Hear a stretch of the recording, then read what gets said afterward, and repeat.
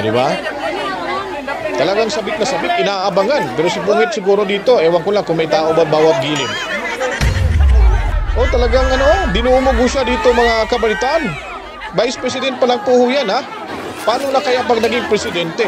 Dito sila. Noong 2016, runner-up lang si Pangulo bilang most corrupt. Siya ay kinilala ng Organized Crime and Corruption Reporting Project. Talaga lang, ha? Pero noong 2017 ay nag-level up si dating Pangulong Duterte at siya na po yung naging awardee. Awardee daw. Kinilala ng People of the Year being the most corrupt. Hindi daw buo yun mga kabalitaan, pero inamin niya na nakulong siya.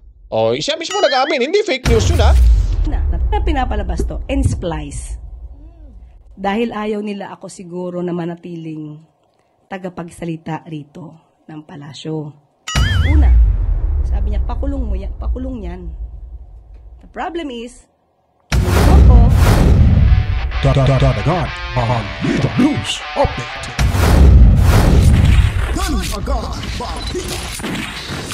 At sa amin, nakapag-harvest na kami, kakatanim lang eh. So, hindi, buti na lang yung timing, hindi yung bago aanin, nakapag-anin na tayo. So,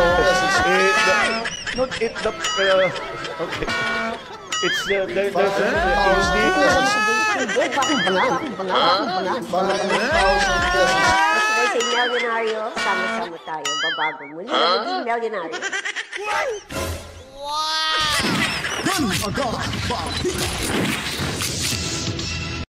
Alright, welcome back mga kabalitaan. Heto na nun tayo. Nagbabalik ho. Welcome. Kamusta po ang lahat?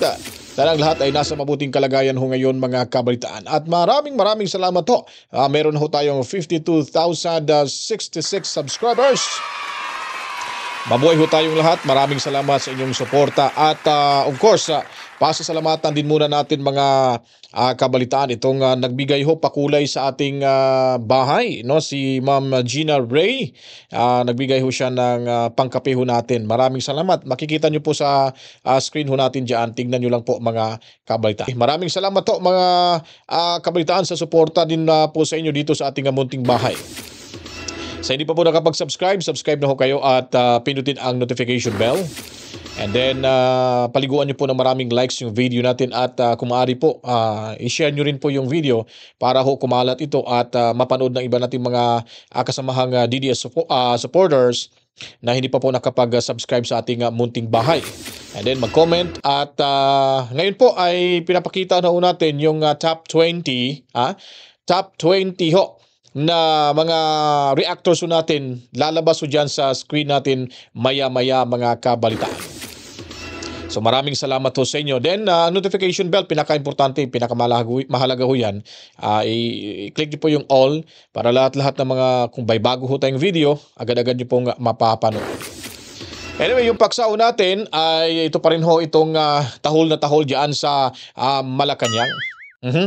At may press con kani-kanina lang at heto nga, ginawan ho natin ng reaction video para at least may pakita ho natin sa inyo. Kung hindi nyo po napanood yung press con, ay binanatan na naman ho itong si Attorney Tahol Claire mga kabalitaan. Si Tatay Diggs, mantakin nyo po, pinaka-corrupt na presidente daw. Pero sinasabi niya lang wala ho siyang naipakita siguro. Kung may pakita ho siya rito, palakpakan ho natin. Pero pag sinasabi niya lang mga kabalitaan na the most corrupt daw, nasa nasa record daw yun. Pero ewan ko lang kung maniniwala ba yung taong bayan ho. Yung 92% na mga Pilipino gumagamit to ngayon, pumapasok sa mundo ng social media. Siguro nasa mga 20% ang naniniwala ho dyan. Siguro kay 92%, di ba? So 20 minus 20, ilan na ba? 62%. So, talaga yung 62% na, hindi, 70% rather. Yung 70% na natira ho, 72, ay hindi ho yan naniniwala mga kabalitaan. Sino bang, parang wala na rin tong dignidad itong si Atty. Tahol Claire mga kabalitaan. Di po ba? Makikita niyo po, dito, napakabait ho niyang magsalita, malumana eh. Siyempre, wala na, pinutakti ho siya sa mga vloggers, kaya ngayon parang siguro sinabihan ito ni Bongit, huminahon ka lang, magulis dili ka sa mga sinasabi mo kasi kauupo mo pa lang tapos impression ng mga netizens sa iyo ay napakapangit na. Kaya medyo malumanay ho siya dito ngayon mga kabaitan. Anyways, bago tayo tutungo ho dito, huwag niyo pong kalimutan mga kabitan ha, suportahan ho natin lagi si VP Sara Duterte. Ito po yung video dito, pumunta yata siya dito sa Dulho, Fatima Dulho Poblacion. No? I'm not sure kung ito ba, no? Dulho be? Tignan natin. Sa Dulho nga, sa Fatima sa Cebu City. So panoorin niyo po kung talagang yung mga tao ay sabik-sabik kung makita itong si VP Sara Duterte. Pero sa panahon ni Bonget, pag siya ay lumalabas mga kabaitaan, ay talagang bu na bu mga kabaitaan sa mga kababayan ho natin. Hindi man lang pinapansin. Tingnan yung mga post nila dyan sa Facebook. Diba? Wala ho tayong makikitang masaya ho. Puro sakit sa dibdib kasi pinagtatawanan lang ho yung kanilang mga post mga kabaitaan. Heto, panoorin natin si VP Sara Duterte. Diba? Talagang sabik na sabik, inaabangan. Pero si Bungit siguro dito, ewan ko lang kung may tao ba bawat gilid. Diba? Yun. Forward natin to para para makita niyo po talaga. Forward lang po natin. Yun, si VP Sara ho.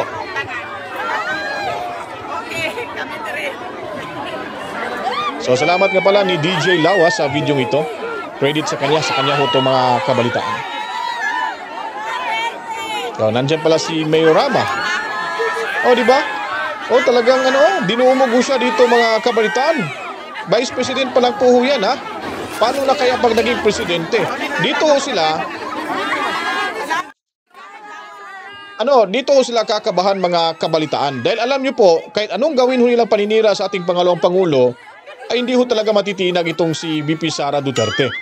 Alam nyo po ba kung bakit? Kasi nga po, imposibleng gawin ho yan ni VP Sara yung mga akusasyon ho laban sa kanya.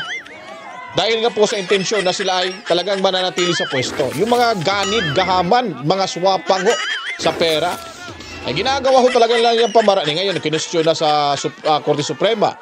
Makinig ho tayo dito kung magkakaroon ba ng oral argument dyan. Papakinggan ho natin yan mga kabaitan. Kasi parang nauna yata yung sa Vice Cam report na nagpadala na ho sila ng original di umano. Tignan natin kung may signature ba. Kasi sabi lang may signature daw eh. Pero sa archive, nakikita ko walang perma ng Speaker of the House. Walang perma ng Senate President. Titingnan natin kung sino talaga yung nagsasabi ng katotohanan. Tingnan nyo lang po dito. Focus kayo ni VP Sara Duterte. Napakaganda yung parang masarap sa dibdib. Parang kumakalabog yung dibdib ko sa saya na nakita ho natin na ganun pa rin. No, kahit gaano nila siniraan si Inday Sara Duterte, si Vice President, ay yung mga tao hindi pa rin nagbabago, mas lalong naging masaya patuloy, mga kabalitaan. Ganun ho yung leader ho natin, simple lang. Mabilis o madaling kausapin at hindi ho siya VIP. Hindi siya nagpaka-VIP sa mga taong bumuboto ho sa kanya. Pero si Bonget, tingnan nyo, si Bunget mga kabalitaan hindi mo nga makausap eh. Tingnan mo, kaway na kaway doon, gumaganon-ganon. Pumunta pa ng mall, nakakahiya, gumaganon-ganon. Wala man lang, hindi man lang pinansin. Nasaan ang... ano ba yun? Yung kantang ang bugas, tag 20. Ano ba yun? Basta, ang sagot doon ng mga nanonood. But!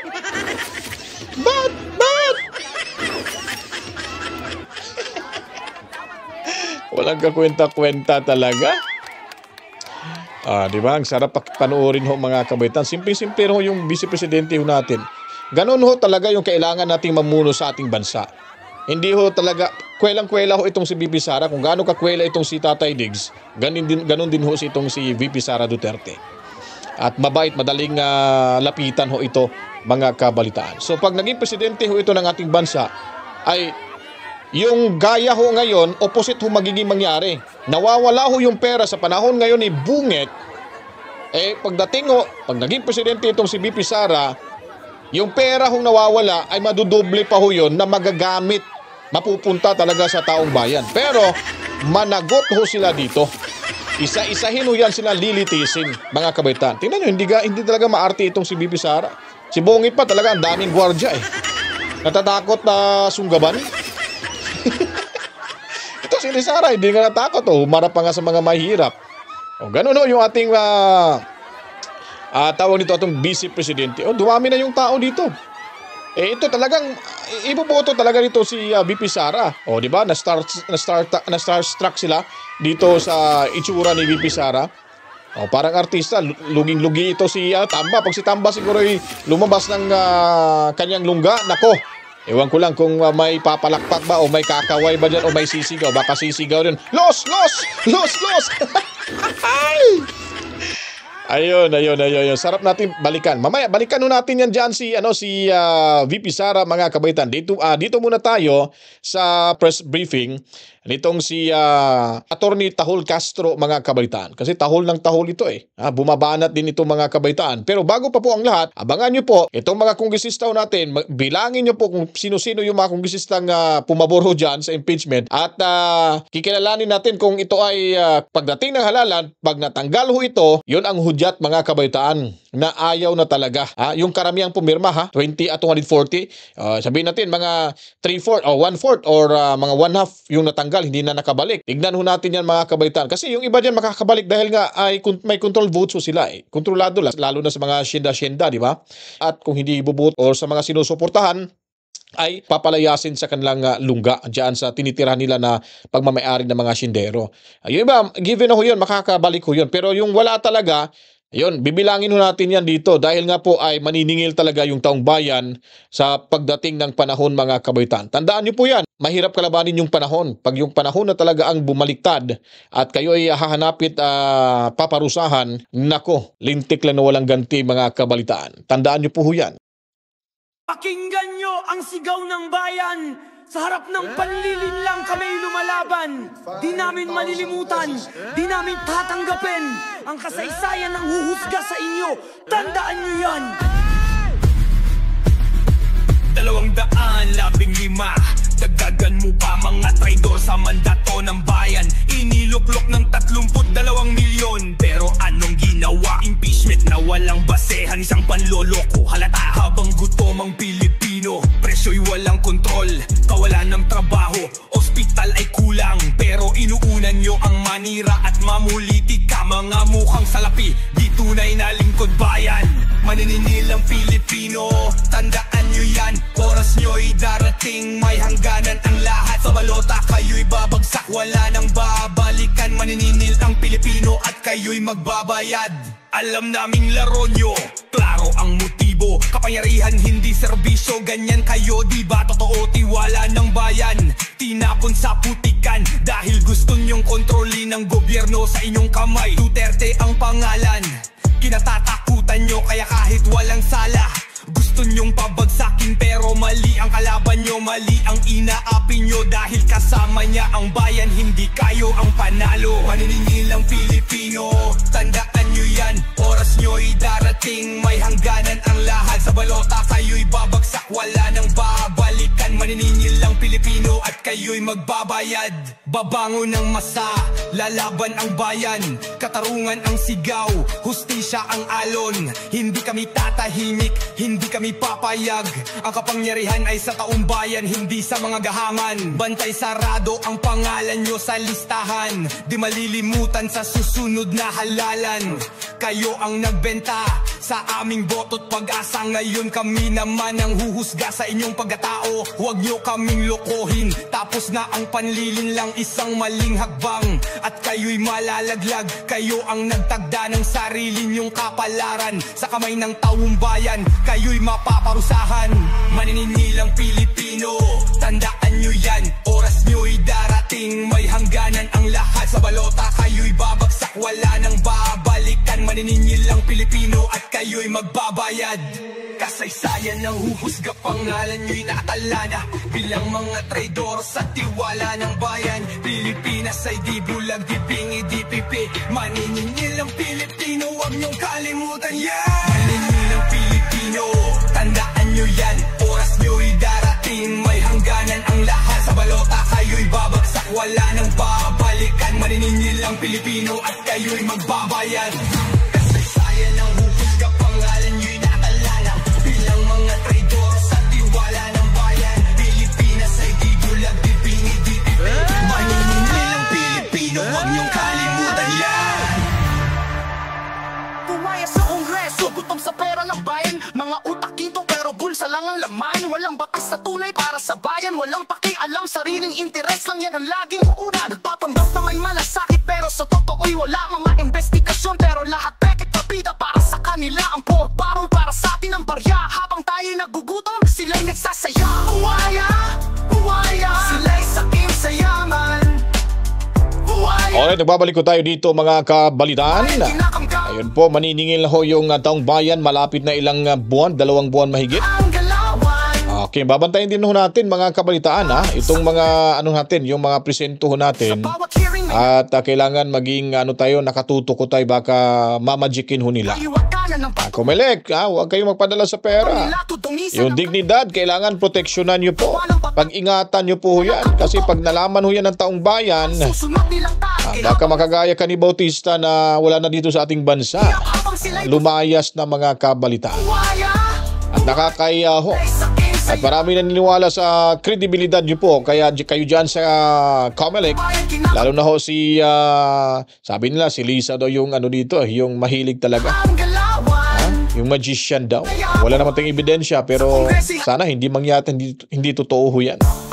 Hindi po ba mga kabalitaan? Papalakpakan muna natin yung ating 52,067 subscribers. Maraming salamat ho. At tutungo na ho tayo dito sa ating paksa na naman, yung isang paksa natin patungkol sa press briefing diyan sa Malacanang. At kung saan ay kaharap sa Malacanang Press, itong si bagong upong USEC ng Presidential Communication Office na binansagan ho nilang Attorney Tahul Clear mga kabalitaan.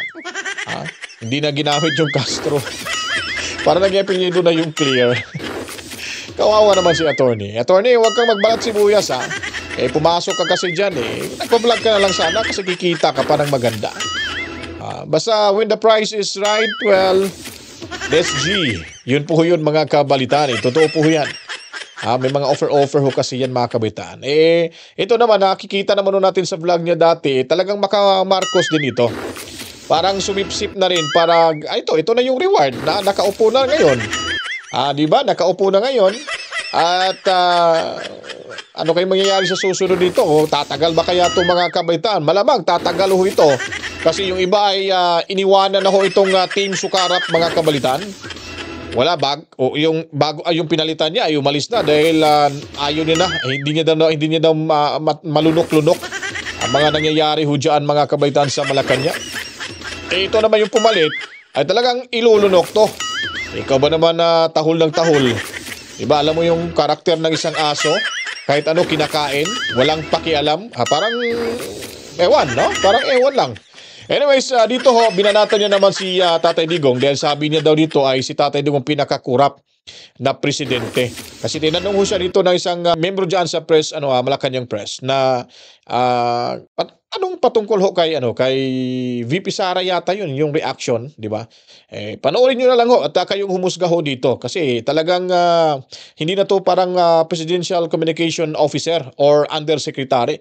Parang naging na to taga-depensa ho ni Tatay Diggs mga kabalitaan. Dito pala ni Bonget. Bunget! Nako si Bunget Bungit na bungit Alright, pakinggan ho natin to si Attorney Tahul Clear mga kabalitaan. Noong 2016, runner-up lang si Pangulo bilang most corrupt. Siya ay kinilala ng Organized Crime and Corruption Reporting Project. Talaga lang ha? Pero noong 2017 ay nag-level up si dating Pangulong Duterte at siya na po yung naging awardee. Awardee daw. Kinilala ng People of the Year being the most corrupt. Nako, at inamin din naman po niya sa kanyang statement ni Pangulong Duterte na siya ay corrupt at siya ay nagnakaw. Pero naubos na nga lang. Natatandaan niyo po ba yun? Because meron pa po ako ditong statement niyan. Meron daw siyang statement yan. Sige nga, pakita mo nga. Unang upo mo ay sinasabi mo ng kino-confirm mo na sarili mo na talaga bagang tawag nito, yung may mga bayad na mga DDS vloggers mga kabitan. Wala namang pinakitang dokumento. Ngayon, sabi niya, meron daw statement si Tatay Diggs. Sige nga, panoorin natin kung saan na yung dokumentong sinasabi niya. Sige nga, pakita natin. Okay. So, ang tanong lamang natin, Mm. yung Lumihis? iba ay hindi niya man lang nasabi na dapat na merong karapatan ang taong magalit. And at the same time, wala po tayong nadinig sa Pangulo kahit Ito palang tanong na may karapatan din pala ang tao na magalit, sabi ni VP Sara diyan. Ito yung reaction niya kasi yun ang tanong sa isang media ho diyan, mga kabayan. Tuloy natin to. ano pa ang naging di umanong anomalya ng DepEd sa pamumuno ni VP Sara. Lalong-lalo na nung nasayang ang pondo sa mga pagkaing nabulok lang na intended sana sa mga estudyante, lalong-lalo na sa mga maralitang estudyante.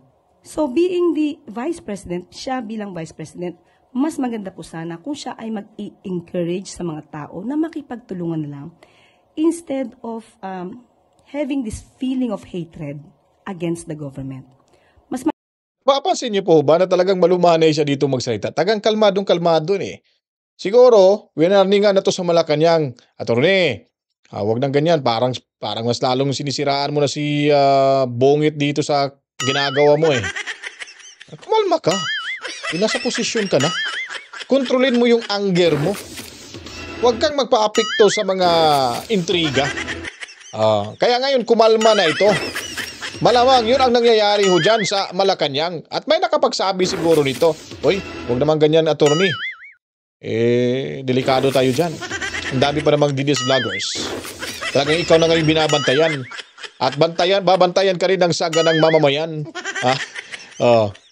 So, sabi niya dito, si Tatay Diggs daw ay kurap. May dokumento raw siya, inamin daw ni Tatay Diggs. Ba't wala ko siyang ibinakita ho rito, mga kabalitaan? Ito talaga, mahilig talaga ito sa fake news rin pala.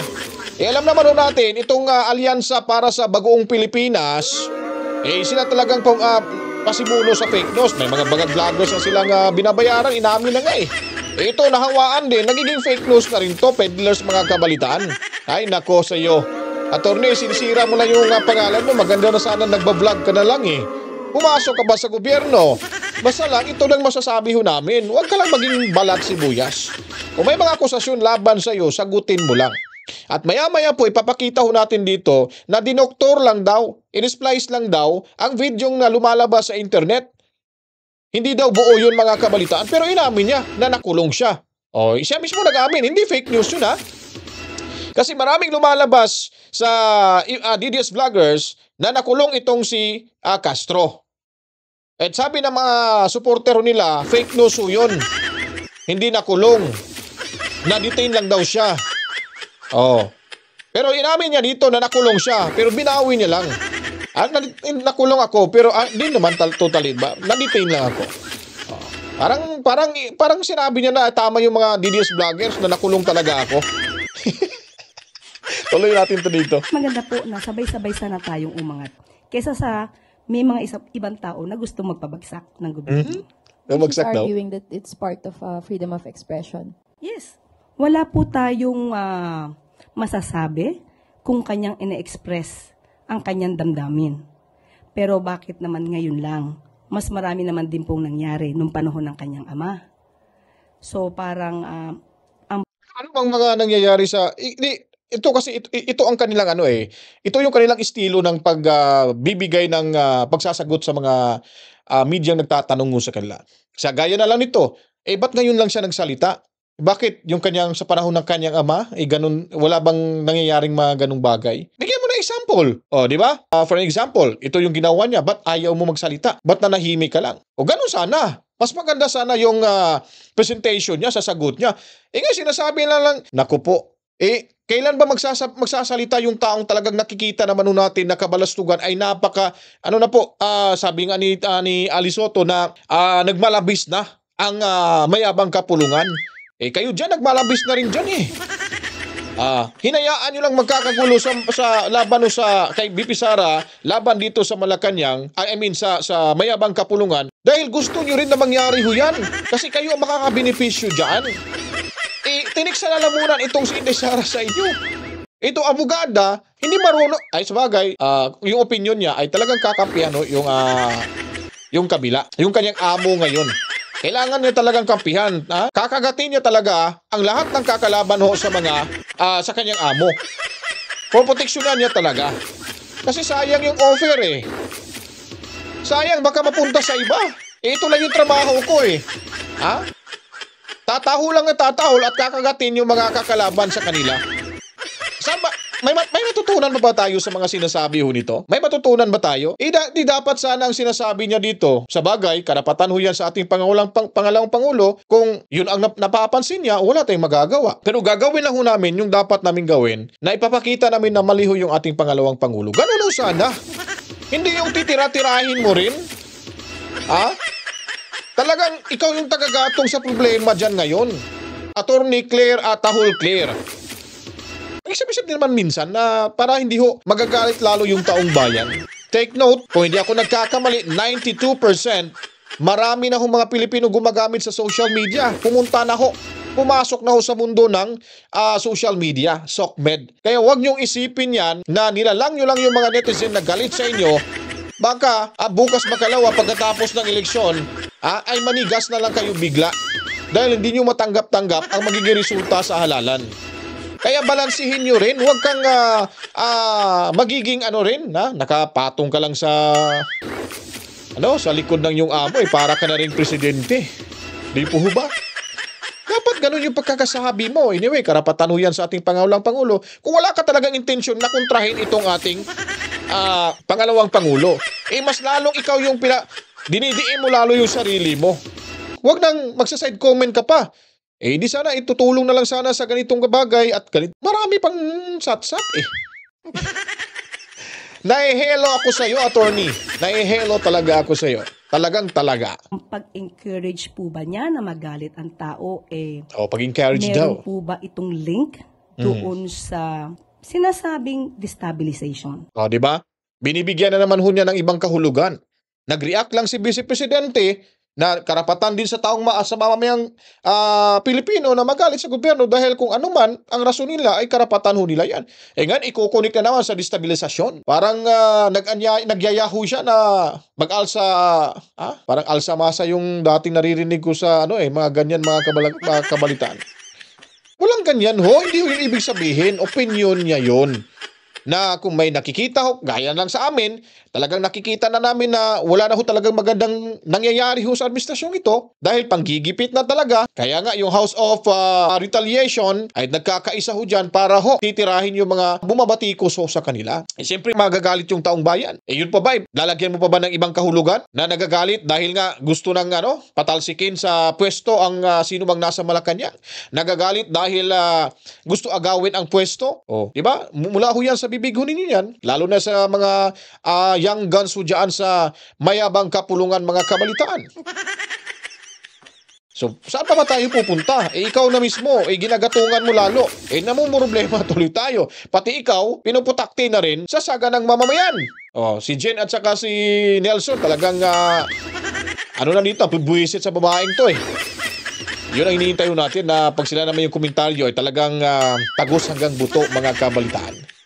At pinapatungkulan palagi na ang taong bayan ay dapat nang kumilos laban sa gobyerno. Ma'am, nabanggit niyo po kanina wala pong reaction si Presidente. So, nakakausap niyo po ba siya tungkol sa mga ganitong pag may banat po yung mga Dutertes against him? Tinanong po natin yan sa PCO na nakipag-usap kay Pangulo dahil tinanong natin, definitely alam natin na ito ay magiging issue. Ang tinanong po natin, ano po ba ang reaksyon ni Pangulong Marcos? Kilala po natin ang napapansin nyo sa panahon ni Tatay Diggs talaga walang ganitong gulo. Marami hong bumabatiko sa kanya, yung mga makakaliwa ay nagrarally din paminsan-minsan. Makikita natin sinusunog yung mukha, yung parang tawag doon, basta yung props ho nila na sinusunog, nandyan yung mukha ni Tatay Diggs. Hindi kasi sila ginigipit eh. Di ba? Mga vlogger na nagagalit ho sa kanila, hindi ho ginigipit. So iba ho ang panahon ngayon dahil sa kanilang ambisyon. Kung si Tatay Digong ay traidor pa, wala na gusto niya maging presidente si Inday Sara, ay may ginawa na kung hindi maganda si Tatay sa panahon iyon. Oo nga, tumaas yung utang ho natin. may rason din naman na tataas yung utang ng ating bansa dahil nga ang daming problema. May COVID-19 pandemic pa, may marawisage pa mga kabalitaan at kung ano-ano pa yung mga sakuna. Di po ba? So hindi po dapat ma-question si Tatay Diggs dahil hindi naman si Tatay Diggs ang mahawak sa pera. Mismo ang Kamara makatestify kung paano ginasta yung pera. Hindi gaya ngayon na yung Kamara at yung ang Malacanang ay nagkakaisa sa plano para sa pera. Hindi pa nga, pinitisyonan pa nga ngayon yung Vice Cam report na yan, yung enrolled bill, pero lumabas na yung pera, 65% na ang nagamit nila para hindi ba nila nirespeto yung petition at yung magiging komento ho ng Supreme Court patungkol ho dito ay agad ho nila itong ginasta, di ba? So saan ho ba yung tinatawag nating delikadesa mga kabalitaan? Wala na ho silang delikadesa. Dahil gusto ho nila talaga na makuha yung perang ninanais ho nila na sasabihin idadaan sa ayuda-ayuda mga kabalitaan. Kasi nga, yung pumirma ay pinangakuan na pag hindi kayo pumirma sa impeachment laban kay VP Sara, wala ho kayo, zero budget ho kayo. Sino bang nagsabi niyan? Ang dadami na hong lumalabas. Di po ba? Tapos, utos pala, ay may basbas pala ni Juan Ponce Enrile at ni Bongit itong impeachment na ituloy sa mga buhaya dyan sa Kongreso. Kaya pumirma yung isang mayor na si Rehesta yata yun, o saan ba yun? Sa Iligan ba yun na congressman? So lumalabas, wala kasing usok na hindi sisingaw, lalabas talaga yung katotohanan. Kaya noong panahon ni Macoy Senior ay kasi alam na ho natin pag pera yung pinag-usapan, tatak Marcos na ho yan mga kabaitan at Romualdez. Di ba? Sabi pa nga ni Sandra Cam, wala kayong mga utang na loob. Kung hindi dahil kay VP Sara, walang Speaker of the House diyan na Romualdez. Walang PBBM dyan sa Malacanang. Kulilat nga kayo sa panahon tumakbo kayo ng Vice Presidente laban kay attorney, sino ba yun? Si Vice President Leni Robredo. Nagkataon lang na talagang napapaniwala nyo si VP Sara Duterte. Anyways, putulin natin to dito. Hanapin natin tong itong sinasabi niya dito mga kabitan na nakulong daw siya. Kasi ma'am, may fake news po ba yung kumakalat na video nyo regarding dun sa umano'y pagbawala nyo sa Maganda yan. Maganda yan. Hindi Reaction. na to salita ng palasyo at ng Pangulo. Ako na to. Okay. If given a chance to do that again, I will. Why? Because I did that for justice. Maybe yung nakikita niyong video, that's 2015. Oh. Can you see my face there? Look younger. Mamayabang That's po. 2015. Okay, Wala why nang nila pagkakaiba sa pinapalabas face to? mo noon at ngayon. Enterprise. Dahil ayaw nila ako siguro na manatiling tagapagsalita rito. Ulitin natin, parang nagsalita ako eh. Una, pinapalabas to, N-Splice. Dahil ayaw nila ako siguro na manatiling tagapagsalita rito ng palasyo. Una, ang kwento niyan, merong dalawang magsing-irog na hindi na nagkaayos. Yung bata na iwan sa bahay nung babae, flight stewardess yung babae, iniwan sa driver. Nung tumawag ang school sa tatay, nalaman niyang wala yung nanay, kinuha yung bata sa bahay na kasama lang ang driver. First child niya yon. Nung dumating yung nanay, nagalit dahil hindi sila okay nung tatay. Kausap ko yung babae. Kausap ko yung babae. Ang sabi, makikipagkita sa kliyente kong lalaki dahil pina-psychologist nag-undergo ng psychological evaluation, child psychological evaluation yung bata. Makikita sila, ipopromote ko na po sa SM San Lazaro. Umiinom ng kape, ulitin ko ulit kung saan, Starbucks. Magkikita sila nung lalaki, pumayag ako para magkaayos. Okay? After that, bigla na lang, I just came from a hearing, the Ramjen case in Parañaque. So, ayoko na sana pumunta sa police station. But my husband said, let's go. So, pumunta ako, wala pa sila, nagpa-medical yata. So, I told to the relatives, ito pa, cool lang ha, cool. But when I was there with the relatives, sabi ko, doon sa police, lahat naka-civilian, wala naka-uniform habang nag-aresto. Sabi ko, saan po yung warrant of arrest? ano pong complaint. Hindi ako pinapansin. I introduced myself as a lawyer hanggang sa umabot kami sa women's desk. Tapos noon, tinuro sa akin ng kliyente ko kung sino yung lalaking humatak sa kanya. So I was asking for his name, tinalikuran ako. So ngayon, sabi ko dun sa isang babaeng sa isang babaeng police, okay, ano ang complaint? I deserve to know that. I was the counsel. Walang complaint, walang warrant of arrest. And my client was not doing any crime. You know, guys, what are the reasons or causes for a warrantless arrest? You know that there should be at least the guy or the accused or the suspect should have been committing a crime, or there is a reasonable belief that he had committed a crime. But none. He was just drinking coffee. And there was a text from the guy that she was amenable to be intimate, only intimacy. So how could there be violation against women and children? So when I was there, I talked to the colonel. I forgot the name of the colonel, parang bossing nila. Sir, wala tong warrant of arrest. Walang complaint. Walang. And then, after that, it was not the problem with Inquirer.net at the time. Inquirer dito. Di ko alam kung sino yun nakalimutan ko parang hindi niya lahat kinuha yung kwento. She did not even ask me. Nag-viral lang, kinuha niya agad nung ako na ay huhulihin. But before that, I talked to the officers. Sabi ko, sir, walang warrant to. And then, one of the officers then, doon, nadinig ko na nasa labas na kami, sabi ng ibang mga pulis, pakulong mo na yan. Na-splice to. Ang sabi ko, ipagtanggol ang kliyente ko, ipakulong mo ko, anong kasalanan ko? Yun siguro yung nakita nyo. O hindi, na-splice. O yan, na-splice yan. So if you want to get the original copy niya, pero siyempre putol-putol na rin yun edited. Sa Inquirer.net, that's 2015. I mean, ang lakas nyong magdidiin kay Tatay Diggs at mga DDS vlogger na parang, mga fake news peddlers daw. Ito naman, hindi naman yung ma-prove. Ipakita mo dyan, huwag mo na kaming utusan. O, magdala ka doon ng sulatan mo sila. Para may pakita at sabihin mong ganun. Para lang talaga para baguhin yung senaryo mga kabalitaan. Naku po. Napakahirap. Tuloy tayo rito. September. Alam ni Miss Pia yan. Wala nga akong penalty at that time sa ABS-CBN sa DZMM. I was allowed to. Diba? Otherwise, kung meron akong mali, I would not be allowed to go on air. And then after that, that's 2015. Yan ang panoorin nyo, hindi yan splice. Okay? So, at that time, sabi ko, walang warrant of arrest, walang complaint. Doon pa lang sila gagawa ng complaint. Kasi ang punto kasi dito mga kabaitan ito kasi kaya ho siya nakulong. Dahil kung makikita niyo po sa video, di ba, parang nagwawala ho siya mga kabalitaan. Pasigaw-sigaw ho siya. Akala mo siya yung nagmamayari doon sa presintong iyon. Akala mo siya yung hepe. Nagwawala siya abogado pa naman. Tapos yung nagagalit nga siya dahil nga hinuli na ng mga pulis, warrantless arrest daw yung kanyang kliyente. Talagang nagmamatapang-tapangan siya, nakikita nyo pa. Sabi nga, di ba parang nakita ko yung babae na parang kayo yata, kasi sinisigaw-sigawan niyo ako ma'am. Parang gano'n, di ba? Obstruction of justice yun mga kabalitaan. Lulusob ka ho yun. Abogado siya. Posible na hindi alam yung obstruction of justice mga kabalitaan. Kasi pinipilit mong ipapalabas yung kliyente na nahuli na ho ng pulis. Pwede naman kayong magpetisyon sa korte at pwede nyo sampahan sa legal basis. Hindi yung magari-harian ka sa loob ng presento, magsisigaw-sigawan mo yung mga pulis doon, akala mo kung sino. Abogado ka nga pero hindi mo alam yung mga trabaho ng pulis. Mahirap din yung trabaho ng mga kapulisan natin. Pwede ka naman sigurong makiusap. Pwede ka naman sigurong, pwede mong pakiusapan. Pag kinabukasan, mag-file ka ng petition sa korte na i-release ho yung kanilang sinasabing hinuli ng warrant na walang warrant.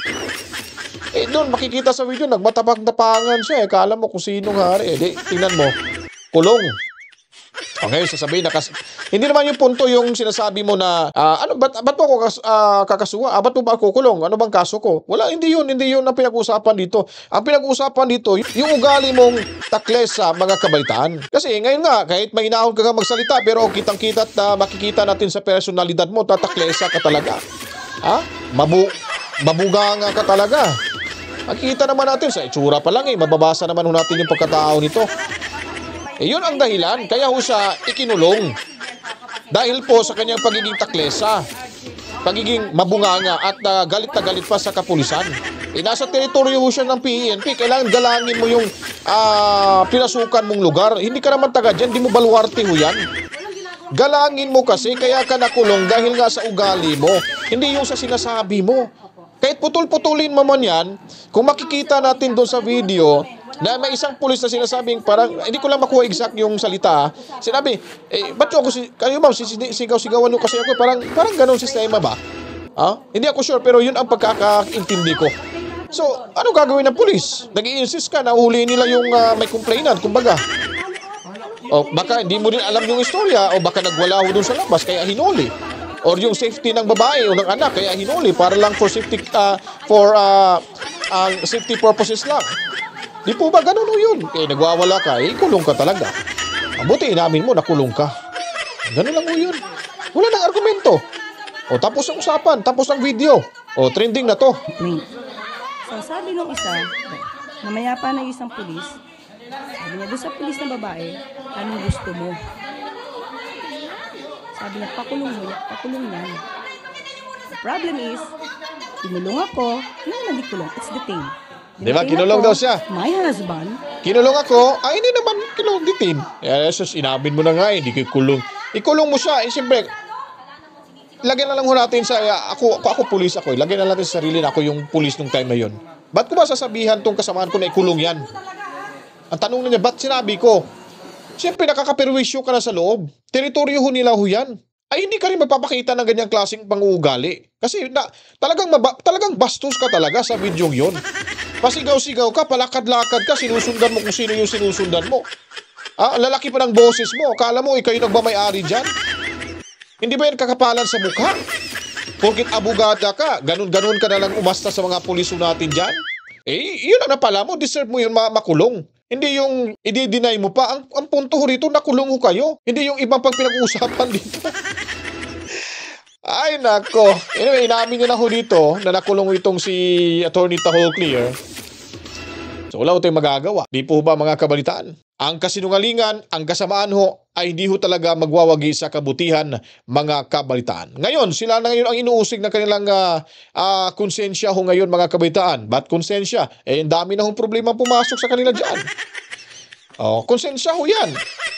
At meron pa pong darating na hindi ho natin alam kung ano ho ito, pero talagang mayayanig ho ang buong bansa mga kabalitaan. Dahil pag sinasabi ho nating panahon na ang husga sa inyo, talagang ang panahon ay hindi na ito talaga mapipigilan pa. Kahit sino pa yung malalaking tao sa ating bansa, hindi na yan mapipigilan. Naramdaman ko talaga mga kabalitaan na magkakaproblema ho tayo. Para mas magiging makatotohanan ho itong sinasabi ko, kailangan ho talaga ang 9 o 10 na mga senatorial candidates ng PDP Laban ay straight ho natin silang iboto. Siyam sila, di ba? Isama na ho natin si Dr. Richard Mata. Kasi ano yan, DDS vlogger ho yan at doktor, magaling na doktor. Marami, million yata yung followers ho niyan sa Facebook. Kaya sa mga nanonood ho ngayon na nakafollow ho kay Dr. Mata, sabihin niyo po sa kanya na kinakampanya ho natin siya para at least maging 10 na ho yung magiging makakapasok sa Senado. Dahil may mga professor nagsasalita ngayon, nagsasabi na either 3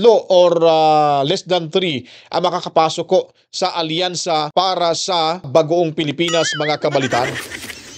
Yan po ay mangyayari kung magkakaisa ho tayo mga kabaitan. Kaya sabi ko po sa inyo, ang importante sa ngayon ay tuloy-tuloy ang papapakita natin ng suporta kay VP Sara Duterte. Kailangan ho magwagi ho siya dito dahil pag matuloy ang impeachment trial ho dyan sa Senado ay hindi na tayo kakabahan ho. Kasi numbers game ho ito at kailangan maraming DDS na mga senador makakapasok ho dyan. Kasi nga ito parang last recourse na ho ito mga kabaitan na makamit ho natin. Maibalik ho sa mga Duterte ang kapalaran ho ng bansang Pilipinas mga kabalitaan. Kaya sa sinasabi ho natin dito na ibalik at suportahan ang Eagle from the South mga kabalitaan na wala na pong iba si VP Sara Duterte. Born beneath the southern skies, a flame within her soul, a woman of resilience, her spirit brave and bold. They tried to dim her brightness, to keep her on the ground, but like an eagle soaring high, she turned it all around. Whispers rose to thunder, but she would not concede. With every step she paved the way in words and daring deeds. She's the eagle from the south, wings spread wide against the sun, Through the storm she lifts us up. Her journey's just begun. It can't silence what is true or chain her to the past. Rising high, she leads the way, the eagle from the south.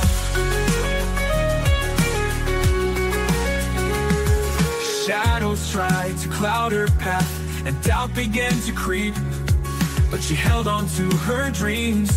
Their heights were hers to keep. They came at her from left and right, but she stood firm and strong. Their arrows couldn't pierce her heart, her will would march along. Mountains rose before her, rivers deep and wide, but she forged on undeterred, with us all by her side. She's the eagle from the south, wings spread wide against the sun. Through the storm she lifts us up. Her journey's just begun. It can't silence what is true or chain her to the past. Rising high, she leads the way, the eagle from the south. Through the valleys deep and shadows long, she never lost her way. Her courage is the melody that guides us day by day. The winds of change are blowing, a new dawn's breaking through. With her we find our strength inside, together we'll pursue.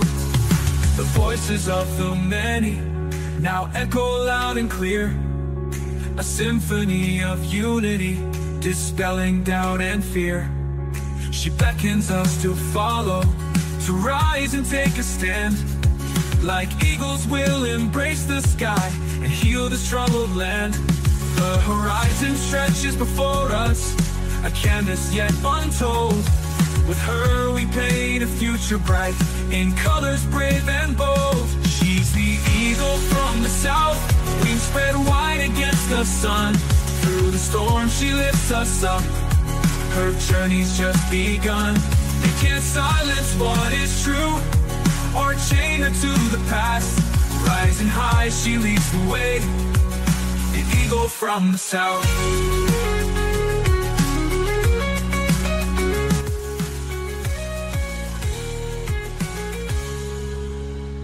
She's the eagle from the south, wings spread wide against the sun.